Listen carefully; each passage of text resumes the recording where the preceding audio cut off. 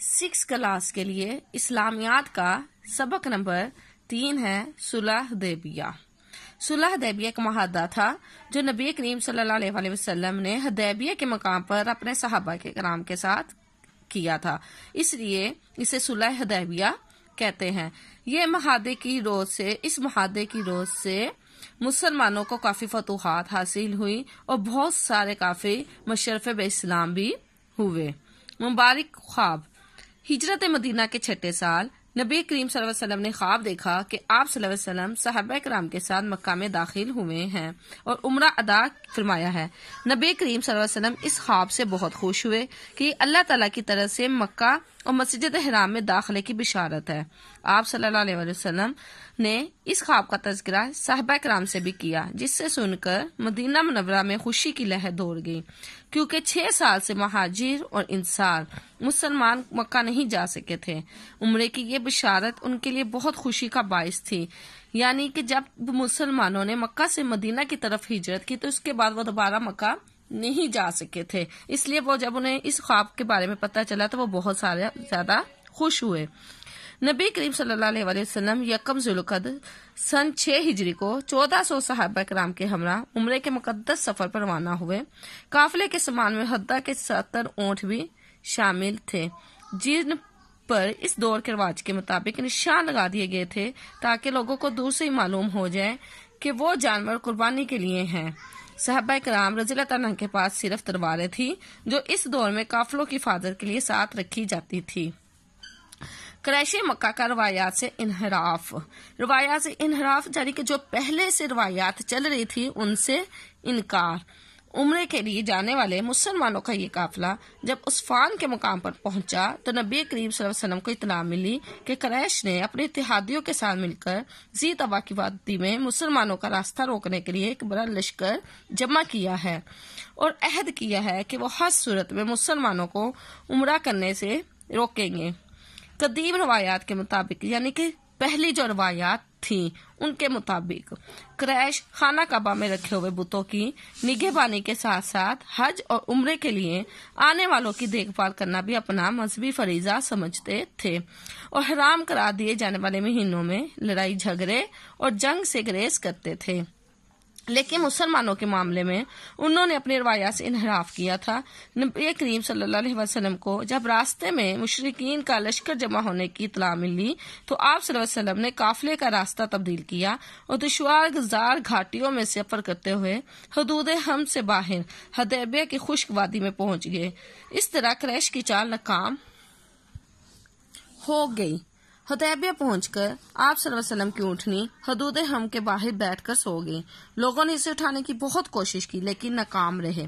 جب صحابہ کرام نے حسب عادت نبی کریم صلی اللہ علیہ وسلم سے اس بارے میں سوال کیا تو آپ صلی اللہ علیہ وسلم نے فرمایا، اس کی ایسی عادت تو نہیں ہے، لیکن جس ذات نے اصحاب فیل کے ہاتھیوں کو روکا تھا اس ذات نے اس کو بھی بٹھا دیا ہے۔ جس کے بعد آپ صلی اللہ علیہ وسلم نے اسی مقام پر قیام کا حکم دے دیا۔ مسلمانوں کا قافلہ جب حدود ہم سے باہر حدیبیہ کے مقام پر آ کر ٹھہرا تو قریش نے قریب ہی موجود پانی کے چشموں پر قبضہ کر لیا تاکہ مسلمان قافلہ پانی کی قلت کا شکار ہو جائے۔ حدیبیہ کے اس مقام پر صرف ایک پرانا کنواں تھا جو 1400 صحابہ کرام رضی اللہ تعالیٰ عنہ ان کے سواری کے جانوروں اور قربانی کے جانوروں کی ضروریات کے لیے ناکافی تھا۔ جب صحابہ کرام نے آپ سے پانی کی مشکل بیان کی تو آپ صلی اللہ علیہ وسلم نے اپنے ترکش میں سے ایک تیر نکال کر دیا اور فرمایا کہ اسے کنویں میں ڈال دیں۔ تیر کنویں میں ڈالنے کے بعد کنواں پانی سے بھر گیا اور حدیبیہ میں قیام کے دوران مسلمان اس کنویں سے پانی لیتے رہے۔ قریش مکہ کو مشورے۔ قریش نے مسلمانوں سے لڑائی کے لیے جہاں اپنے حمایتی قبائل کو جمع کیا تھا وہیں کچھ قبائلی سردار ایسے بھی تھے جو حالات کا جائزہ لینے کے لیے مکہ آئے تھے۔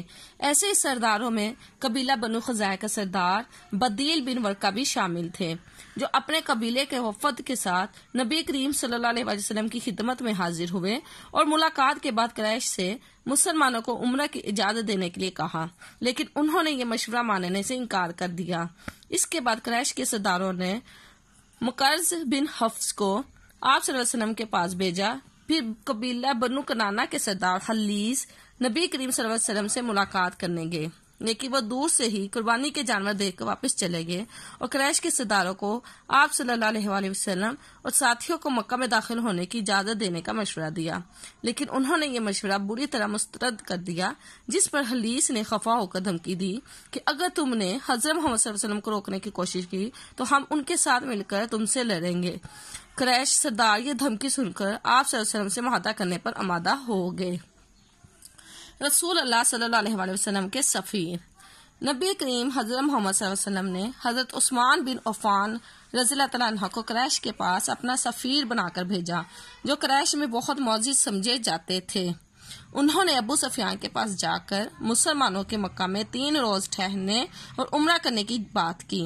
جب ابو سفیان نے اپنی قوم سے مشورہ کیا تو قریش کے سردار نبی کریم صلی اللہ علیہ وسلم کو مکہ میں داخل ہونے کی اجازت دینے پر آمادہ نہ ہوئے، تاہم انہوں نے حضرت عثمان رضی اللہ عنہ سے کہا کہ اگر وہ چاہیں تو عمرہ کر سکتے ہیں، لیکن حضرت عثمان رضی اللہ عنہ نے نبی کریم صلی اللہ علیہ وآلہ وسلم اور دوسرے صحابہ کرام کے بغیر عمرہ یا طواف کرنا مناسب نہ سمجھا اور انکار کر دیا۔